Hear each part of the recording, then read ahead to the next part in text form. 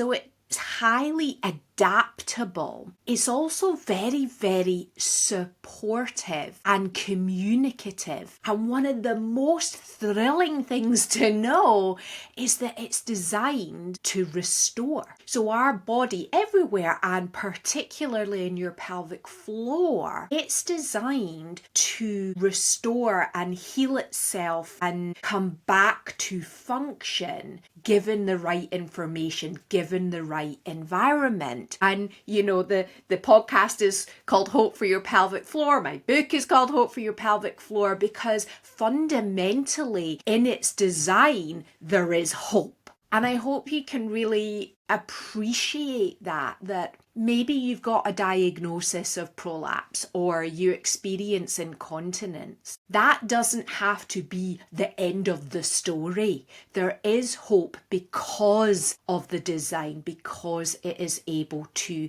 heal and restore itself. Welcome to Hope for Your Pelvic Floor, the podcast where honest conversation meets real evidence-based solutions for your pelvic health. I'm Claire Sparrow, second generation Pilates teacher, educator and best-selling author. I'm here to help you understand your body better, move with confidence and finally get answers that make sense. Each week we'll bust myths, share insights from movement science and pelvic health research, and give practical steps you can actually use in your everyday life. Because pelvic health isn't just about exercise, it's about reconnecting with yourself, one breath, one choice, and one movement at a time. So let's get started. Welcome back, everyone. It's season 3, episode 2, and this one is about you getting to know your pelvic floor. It doesn't need to be this mystical, magical area of the body where we're kind of just expected and it's assumed that we know where it is, what it is, how it works. And I want to shed some light in this episode to help you to truly appreciate its design, how bloomin' clever the design is, and how understanding its design will help you to function better in your everyday life with your pelvic floor in mind. So if you were to Google what your pelvic floor is, you might find a description online that says something like a hammock that holds your pelvic organs in place. You might find something about kegels, you might find something about the importance of having a strong pelvic floor, and you already know, if you've been listening to the show, you already know it's a bit more complex than that. And today I want you to be able to visualize and really, in your mind's eye, have a really good sense of what your pelvic floor muscles are, just a little bit more accurately than how it's represented through the Google descriptions, and perhaps more accurately than you imagine now, because I don't remember anybody sitting me down and telling me the anatomy of my pelvic floor, the design, the location, how it's meant to work. None of those things. So I can imagine, if you're listening, nobody sat you down either and told you about your pelvic floor. It's just this constant lifelong assumption when people say to us, do your pelvic floor exercises, pelvic floor, as if we miraculously are born knowing what it is, where it is, and how it works. So your pelvic floor muscles are a complex interwoven series of muscles, and the umbrella name for that series of muscles is the levator ani, and it's the description of that kind of whole area. There's also a lot of fascia as part of that makeup of the pelvic floor. So our whole body has fascia. Our whole body is an interwoven system of fascia or connective tissue, as it's also known. and it penetrates everything. It connects everything. It communicates between everything. It's very, very important. It's very sensory. And our pelvic floor has a lot of that clever stuff in it, which makes your pelvic floor extra special and extra clever. So it's highly adaptable. It's also very, very supportive and communicative. And one of the most thrilling things to know is that it's designed to restore. So our body everywhere, and particularly in your pelvic floor, it's designed to restore and heal itself and come back to function given the right information, given the right environment. And you know, the podcast is called Hope for Your Pelvic Floor. My book is called Hope for Your Pelvic Floor, because fundamentally in its design there is hope. And I hope you can really appreciate that maybe you've got a diagnosis of prolapse or you experience incontinence. That doesn't have to be the end of the story. There is hope because of the design, because it is able to heal and restore itself. So as I said, the levator ani is the umbrella name for the pelvic floor muscles, and there's several muscles within that. They attach to the bony bits of your pelvis. So if it's safe to do so, if you're not driving, have a little gentle feel of the bones of your pelvis. You can start at your hip bones at the front, the knobbly bits that stick out at the front of your pelvis. Often in a Pilates class, if we're standing, we might say shine the headlights of your pelvis forwards. That's a real favourite of Pilates teachers. And that helps you to understand where those are. And you can trace them around and around to the back to where your sacroiliac joints are. This is the dimply bits at the back. And I want to emphasize that it's their joints, that it's not just one solid. If you trace around the front and down to your pubic bone, that's also a little jointed area. So your pelvic bones are designed to move, which means that your pelvic floor muscles attached to those bones are really meant to move. They attach to those bones and they also then weave around each of your passages. So we all have holes down there. There's 3, just to be clear. And your pelvic floor muscles interweave around them, a bit like a French braid around those passages. The other bony bits, if you're sitting, you can rock side to side. You can feel your sitting bones underneath at the base of your pelvis.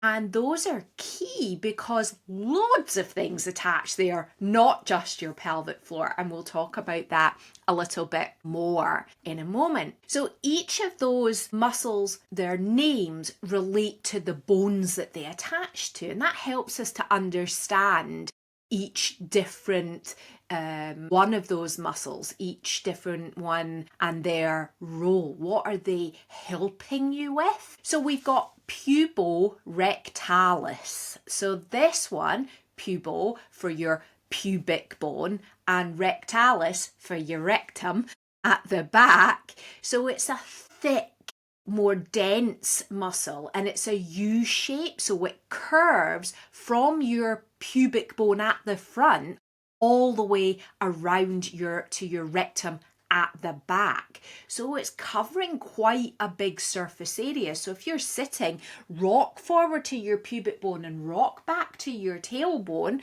because your rectum is just in front of your tailbone and your sacrum, you can feel that's quite a big distance that's covering. You then have your pubococcygeus. So this is the pubic bone again. So the front, you can sense how important that is. Pubococcygeus is a broad, thin muscle in the middle. So this is kind of more central through the middle from the pubic bone to your tailbone. That's your coccyx. So pubococcygeus, pubic bone to coccyx. And then you have the iliococcygeus. This one's a bit trickier because most of us know about our pubic bone and our coccyx, but our iliococcygeus refers to the two big, they're called the iliums, the big curvy bones at the side, the bigger part of your pelvic bowl. And that's where you can feel your hip bones at the front of your pelvis. On the inside is where a thin sheet, that iliococcygeus, a thin sheet of muscle, and it weaves from the center to the coccyx, to your tailbone. And it's so important that we understand that it's not just one big lump of muscle down there, that it's finely tuned, highly detailed series of muscles inside the pelvis. And we are not even talking about all of the muscles down there, but the key ones that I want you to appreciate their interwoven nature, because it's that interwoven nature that makes the pelvic floor designed to be flexible, highly flexible.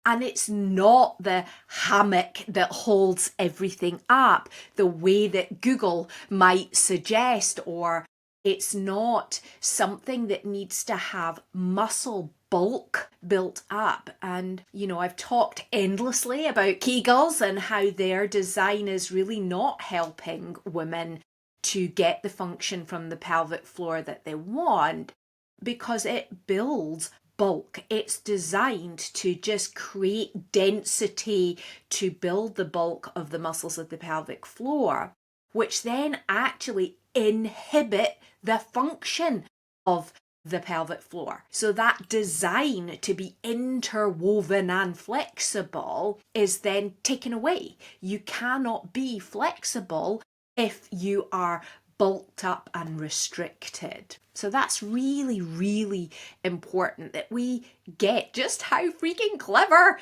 the design is.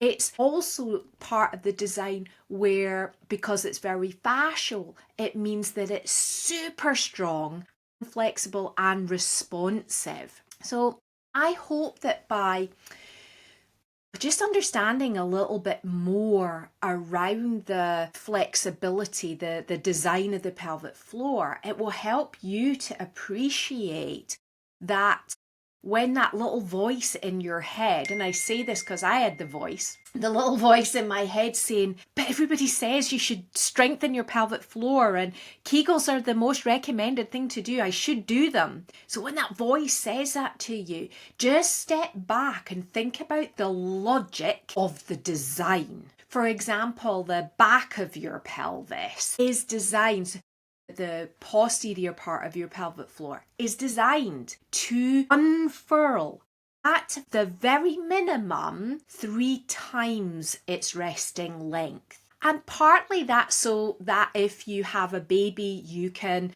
lengthen to let the baby come out, but also just so you can squat down to the floor, so that you can walk, so that you can get up and down off of the floor.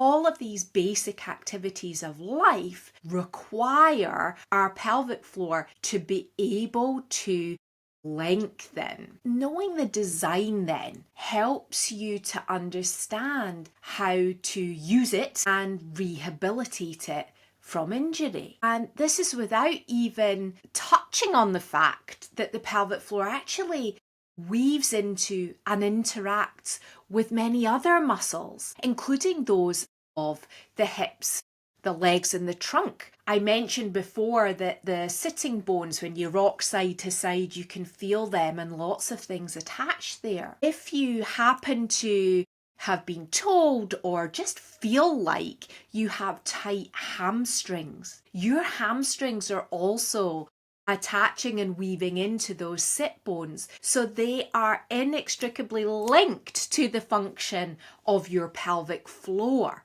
There's a pulling down on your pelvic floor. So you might find that working on the hydration and mobility of your hamstrings can feed into the health of your pelvic floor and the function of the pelvic floor. I know this is a lot to be having an anatomy lesson via a podcast, and I just believe so strongly in the empowerment that we can gain from knowing and understanding the absolute basics of our own anatomy. Because if we're imagining that it's one solid muscle, that it's a floor, that all it needs to do is get stronger, that the location is just the base and it's not a diaphragm or it's not interwoven, then we're going to be communicating with the pelvic floor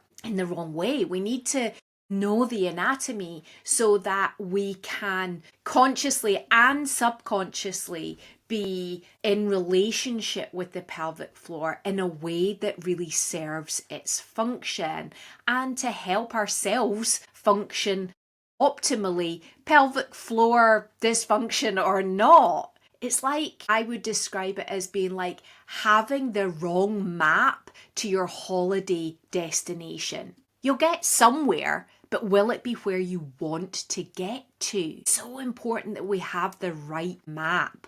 Those were the days when we had actual maps. Anyway, so what do you want for your pelvic floor today? I'd love you to set a goal for your pelvic floor. Start exploring it today by getting to know your anatomy. Use your hands to feel the bones of your pelvis. Get to know the shape of it. Sitting, doing the rocking side to side, forward and back, little circles.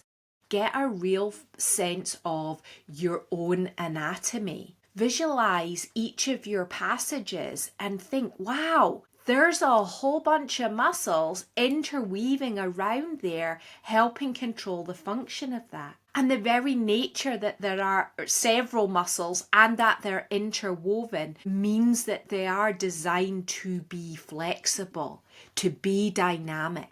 So I hope you've enjoyed this little anatomy lesson. It's a bit intense, I know, and I really hope that you take it with the love and intention that I am here sharing it with you from today. And if you want to dive a bit deeper, there's so many ways that you can learn more. You can do some specific exercises with me. One of the ways is during our Pelvic Health Cafe. We're going to explore this theme a little bit further. And at the cafe, it's completely free. It's on the 26th of September, and we're going to explore this a bit more in that Pelvic Health Cafe. We meet online, it's completely free, so anybody can join anywhere. It's 6 p.m. GMT, and I'll put the little link below so that you can register to join us for free. And of course, I really appreciate when you take the time to subscribe and review, because that is the way that other people can find out and learn their pelvic floor anatomy and understand that it really isn't a floor and therefore get more from their pelvic floor. So that's it for today, folks. Thank you so much for tuning in to Hope for Your Pelvic Floor. If this episode resonated with you, please subscribe, leave a review and share it with someone who needs it. It really helps more women find the support they deserve. And for deeper support, head to wholebodypelvichealth.co.uk to explore the Whole Body Pelvic Health membership. You can ask for more from your pelvic floor. And I'll be here, your voice of hope, every step of the way. Thanks everyone, and I'll see you in the next episode.